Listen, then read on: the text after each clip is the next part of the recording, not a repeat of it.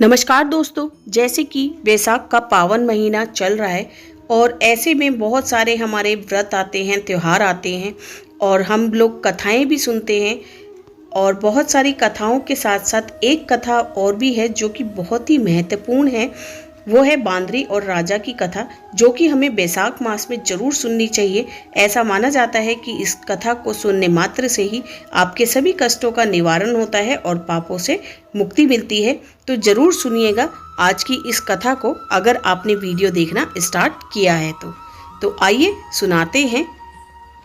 बैसाख महीने में बांदरी की कहानी सुननी चाहिए। एक राजा जो रोज सुबह उठकर गंगा जी नहाने जाता था। राजा ने सबको ये बोल रखा था कि मेरे से पहले कोई गंगा जी में नहीं नहाएगा। एक बांदरी थी जो राजा से पहले नहाती थी। जब राजा नहाने जाते तो उनको पानी हिलता हुआ दिखता था। जब राजा को इस बात पर शंका हुई कोई मेरे से पहले नहाता है, तो राजा ने वहां पर पहरा बैठा दिया। गंगा किनारे एक पहाड़ी थी जहां पर वो बांदरी बैठी रहती थी। राजा के नहाने से पहले ही वो नहाकर पहाड़ी पर बैठ जाती थी। ऐसे ही नहाते नहाते पूरा बैसाख का महीना बीत गया। एक दिन उस बांदरी को नहाते हुए सिपाहियों ने देख लिया और पकड़कर राजा के पास ले गए। राजा का यह प्रण था कि अगर कोई औरत मेरे से पहले नहाएगी तो उससे विवाह कर लूंगा। राजा ने बांदरी से विवाह कर लिया। बैसाख नहाने के पुण्य से बांदरी के गर्भ लग गया। पूरा 9 महीना होने को आया तब बांदरी ने राजा से पूछा कि जब मेरे बच्चा होने का समय आएगा तो मैं क्या करूंगी। तब राजा ने महल में टाली बंधवा दी और बोला कि जब तुम्हारे दर्द उठे तो इस टाली को बजा देना। टाली मतलब घंटी। फिर मैं आकर बंदोबस्त कर दूंगा। राजा के और भी रानी थी। बांदरी के बच्चा होने वाला है, ये बात उनको जला रही थी। टाली बंधी हुई देखकर उन्होंने पूछा कि ये टाली क्यों बांध रखी है। तब बांदरी ने बोला कि जब मेरे बच्चा होने वाला होगा तब राजा को बुलाने के लिए ये टाली बांधी है। तब रानियां बोली कि एक बार टाली बजाकर तो देखो कि राजा आते हैं या नहीं। बांदरी ने टाली बजाई और राजा आ गए। जब राजा ने आकर पूछा कि टाली क्यों बजाई, तो बांदरी बोली कि इन रानियों ने मुझसे कहा था कि एक बार टाली बजा कर तो देखो कि राजा जी आते हैं या नहीं। तब राजा ने बोला कि दोबारा ऐसे मत बजाना। थोड़े दिन बाद जब बांदरी के बच्चा होने वाला था तो बांदरी ने खूब टाली बजाई, पर राजा नहीं आए। जब बांदरी ने रानियों से पूछा कि अब क्या होगा, मैं बच्चे को जन्म कैसे दूंगी, तब रानियों ने बांदरी से कहा कि आंखों पर तो पट्टी बांध ले और नीचे मुंह कर ले। बांदरी के बैसाख नहाने से बहुत सुंदर लड़का हुआ। जब रानियों ने ये देखा कि बहुत सुंदर लड़का हुआ है तो रानियों ने दासी से कहा कि इस बच्चे को नदी में डुबोकर आ जाओ और बांदरी के पास पत्थर को रख दो और राजा को बोल दो कि बांदरी के पत्थर हुआ है। राजा ने इस बात को सुनकर अपने मन को संतोष कर लिया। इसको भी बच्चा कैसे हो सकता है। उधर उस दासी से बच्चा नदी में नहीं फेंका गया। वो उस बच्चे को वहां पर काम कर रहे कुम्हार के बर्तन में रख कर आ गई। जब कुम्हार कुम्हारी ने किसी बच्चे के रोने की आवाज सुनी तो उन्होंने वहां जाकर देखा तो बच्चा था।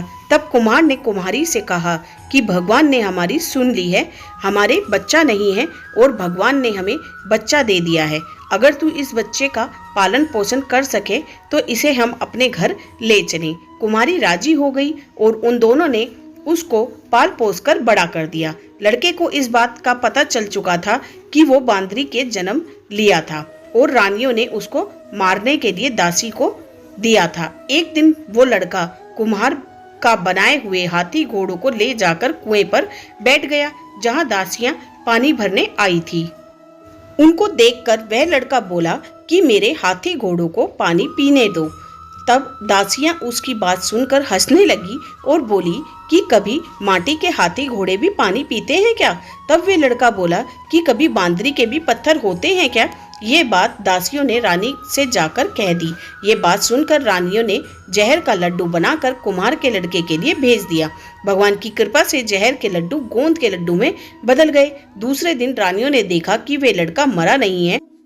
तब रानियों ने राजा से जिद करके कुम्हार को उस बस्ती से निकलवा दिया। कुम्हार जंगल में रहने लग गया। गणगौर का महीना आ गया। कुम्हार का लड़का 101 करवा 101 गोली ले घड़ों में पानी भरकर बगीचे में जाकर बैठ गया, जहां पर राजा के साहूकारों की लड़कियां गणगौर पूजने के लिए मिट्टी ले जाने के लिए आई। वहां पर पहले तो उन्होंने खूब खेला कूदा। जब उनको प्यास लगी तो वो उस लड़के के पास पानी पीने के लिए आई। तब वो लड़का बोला कि मेरे पास गोली है, उसको तुम खाती जाओ और मेरे चारों तरफ फिरती जाओ, तब तुमको पानी पिलाऊंगा। इस बात से उनमें से कई लड़कियां पहले तो राजी नहीं हुई, पर प्यास मिटाने के लिए मान गई। फिर वो लड़का अपने सामने आग जलाकर बैठ गया और उनको गोली खिलाता गया, अपने चारों तरफ चक्कर लगवाता गया। ऐसा करने से सब लड़कियों के गर्भ लग गया। जब ये बात लड़कियों के माता पिता को पता चली तो उन्होंने उन लड़कियों को पूछा कि ऐसा कैसे हुआ। उन्होंने सारी बात बताई। उनके माता पिता उस कुम्हार के पास गए और बोले, तुम्हारे लड़के ने हमारी लड़कियों से फेरे लेकर शादी कर ली है। तो वो बोले कि इन लड़कियों को अब तुम अपने पास रखो। तो कुम्हार बोला कि इतनी सारी लड़कियों का मैं कैसे पालन पोषण करूंगा। तब उसके माता पिता ने उन लड़कियों को बहुत धन दौलत देकर विदा कर दिया। थोड़े दिन बाद कुम्हार के घर 101 पोता हो गए। कुम्हार बोला कि हम पूरी नगरी को मनाएंगे। तब सब लोग कुम्हार के जीवने के लिए आए। राजा रानियों सब आए, केवल बांदरी को छोड़कर। ये सब आए। जब लड़के ने ये देखा कि बांदरी नहीं आई है तो उसने राजा के पास जाकर बांदरी को लाने के लिए न्योता भिजवा दिया। बांदरी आई, उसको सोने की चौकी पर बिठा दिया और लड़के ने अपनी बहुओं को बता दिया कि वह मेरी जन्म की माता है। तो सारी बहुओं ने उसको सोने के सिक्के देती गई और उसके पैर छूती गई। बांदरी के पोते को गोदी में देती गई और बांदरी से आशीर्वाद दिलाती गई। राजा को ये बात समझ में नहीं आई कि ये लड़का बांदरी की इतनी खातिरदारी क्यों कर रहा है। रानियों के ये बात समझ में आ गई, ये बांदरी का लड़का है। राजा ने सबसे बोला कि मेरा तो अपमान हो गया है, मैं यहाँ से जा रहा हूँ। तब लड़के ने राजा को रोका और बोला कि आप क्यों जा रहे हो। तो राजा ने लड़के से पूछा कि तू बांदरी की इतनी खातिरदारी क्यों कर रहा है। तो लड़के ने राजा को सारी बात बता दी कि ये मेरे जन्म की माता है। जो दासी उस लड़के को नदी में बहाने के लिए ले गई थी, वहां पर ही बैठी थी। वो दासी भी राजा को सारी बात बता दी। तो राजा ने सब रानियों को जेल में डलवा दिया और बांदरी सारी बहुओं, पोतों, पोतियों और अपने लड़के को पूरे गाजे बाजे के साथ अपने महल ले गया। सबको अलग अलग महल बनवा दिए और लड़का राज करने लगा। राजा ने कुम्हार से कहा कि आप दोनों भी मेरे साथ चलो, लेकिन कुम्हार राजी नहीं हुआ। फिर राजा ने कुम्हार को बहुत सारा धन दौलत दे दिया। तब से सभी लोग बोलते हैं कि बैसाख महीने में नहाने से बहुत पुण्य मिलता है। जैसे बांदरी बैसाख नहाई, राजा को राज मिला, उसी तरह कहानी पढ़ने वाले, सुनने वाले और हुंकार भरने वाले सबको भगवान सुख संपत्ति दे। आशा करती हूँ आज का वीडियो आप लोगों को पसंद आया होगा। वीडियो पसंद आया हो तो मेरे चैनल को लाइक, सब्सक्राइब और ज़्यादा से ज़्यादा शेयर करिएगा। मिलेंगे अगली वीडियो में, तब तक के लिए धन्यवाद। राधे राधे। जय श्री हरि विष्णु।